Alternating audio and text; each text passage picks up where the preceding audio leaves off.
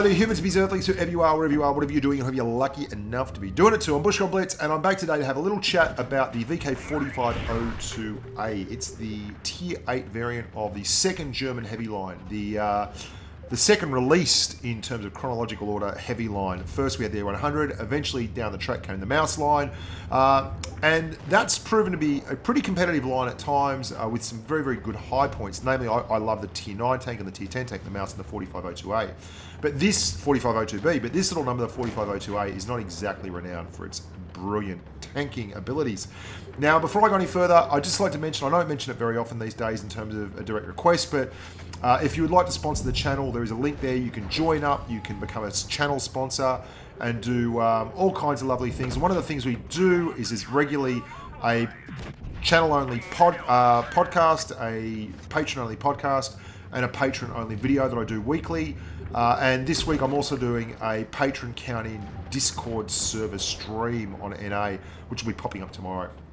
Now you might note if you look down the bottom left-hand side of the screen, there's a very, very large number where the ping normally is. It says nearly 400, and that's on cable.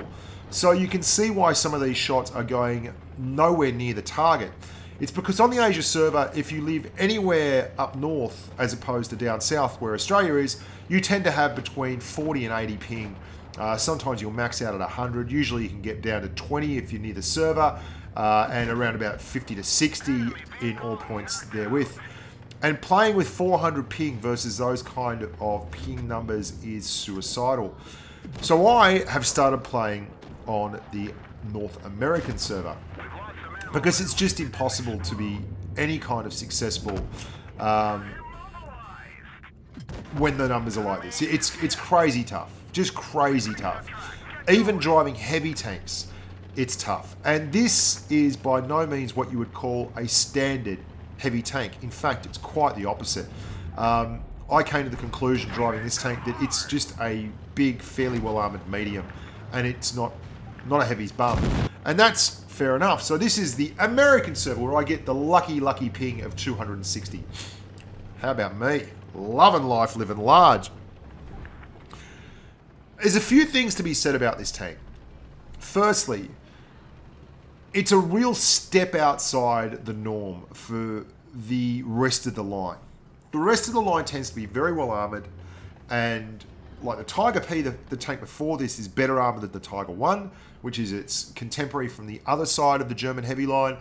The tank after this is very, very well armoured, the VK4502B, and the tank at the top of the tree is the best armoured tank in the game, just about, in terms of pure armour thickness, certainly. The mouse. So what happens when you get to this tank? Well, here's the problem with the 4502A. It has nothing really to recommend it. It doesn't do anything incredibly well. Its damage per minute numbers are not special, and yet it has a low alpha. It's got a 105mm gun, so it's got a 310 alpha strike value, which is pretty freaking poor.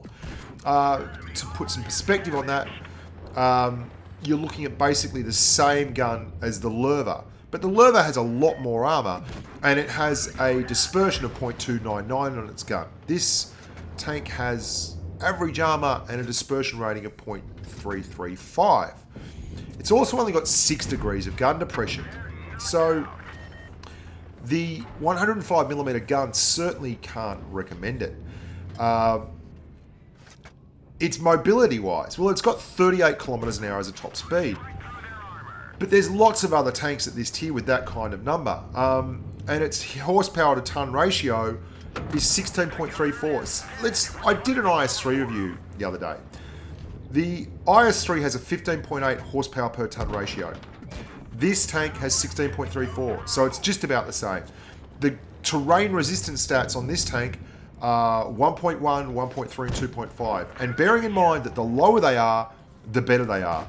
The IS3 has better terrain resistance stats on this for hard terrain, slightly worse, 1.4 versus 1.3 for medium terrain, and better ground resistance stats on soft terrain. So not particularly incredible in terms of mobile pickup. It's got 28 degrees of traverse before you get any of the positives on it. The IS-3 has 30 degrees of traverse. The IS-6 has 26 degrees of traverse. The Tiger II has 27 degrees of traverse. And better soft terrain stats. I mean, the Lerva has 30 degrees of traverse. The Glacial has 28 degrees of traverse. And all these tanks, they really shine a light on the fact that this tank is just not that mobile. And it doesn't have good gun depression. And it doesn't have good DPM. And it comes up against tanks, and it doesn't have great pen either. Like, the pen on it is quite poor. It's got 200 millimeters flat of penetration. T34 is 248. AMX 5100 is 243. The Tiger II is 225. The Lerva is 234. The Carnarvon is 226. The IS-3 is 225. The IS-6 is 221. The IS-5 is 221. The IS-2SH is 221. The Tiger II is 225. We said that already. Even the M6A2E1 Experimental is 248 on its AP. You're getting the picture? The pen's bad. The dispersion is middle of the road. The gun depression is poor. The armor profile is not particularly good. And the mobility is top end for a heavy tank at tier 8, but it's certainly not good for tier 8. And you can see the pen there. And that that is the exact thing that I'm talking about there. I pushed up slightly to get a shot on that Object 704, and because it's got such poor gun depression, the gun went screaming over the top of his head, and I couldn't pen him anyway frontally. And that's a tier 9 TD. And you're going to see, have a look at this E75. I mean, I'm on APCR here, and these are the kinds of tanks I can pen his lower glacis when I'm above him. Like, that VK4502B may as well be made out of stellinium for all the chance I've got of actually penetrating him. So what are you going to do if you get to this tank? Well, it struggles when up-tiered tremendously. It can hold its own if you're clever when you play it on the same tier. But I want to highly recommend, if there is a tank in the line that you free XP, this is it. Because tier 8 is a competitive tier. It's a tier chock full of some really good tanks, particularly in the heavy field. It's not a strong tank. It's a tank that if you put it in the right situation, as in you play with someone who's got a really good tank, it can win some games. And I mean, I think I proved that today when I was playing with my good mate Stinky Fruit Rollups on the North American server, and we gave a good account of ourselves in most games. And if you put it in a position where it doesn't have to use gun depression, and it can just go backwards and forwards and put shots in like this, and try to cover yourself from all sides and be awkward, then that's all well and good. If I could say it does one thing well, it fights mediums and light tanks fairly well. Like, you've got enough traverse, you've got, I mean, look at your hit point pool though. You only got to look at the hit point pool. You've got 1,570 hit points. That's, if you can get out and put that against mediums and keep them in front of you, you've got the same kind of DPM as other mediums at your tier, and you've got the same kind of alpha strike as mediums at your tier, running those 100mm guns, the Ruskies, the T44s, the T54 lightweights, the T59s. These are all the same kind of tanks, but you're not a good armor profile and you're not a big hit point pool. So what you've got to rely on is smarts. You've got to rely on street smarts. And if you absolutely 100% have to grind through this tank, the best thing you can have is experience on your side. I would not recommend this as a tank to aim for by any stretch of the imagination. It's way too tough. And if I could have one word in Wargaming's ear, it would be this: make it faster, or give it some gun depression. But you literally don't have anything to hang your hat on. You've got to angle it up severely. If you angle it up, you can get something good out of it, and you can certainly bully some mediums and things. But I mean, this is the only 3,000 plus damage game I had in it, and I mean, the ping's not great. I admit that freely. I could have done better in it if I was on the Asia server running at 120 ping, but for all that, it was more reliant in this game on the other team being bad than me being particularly good.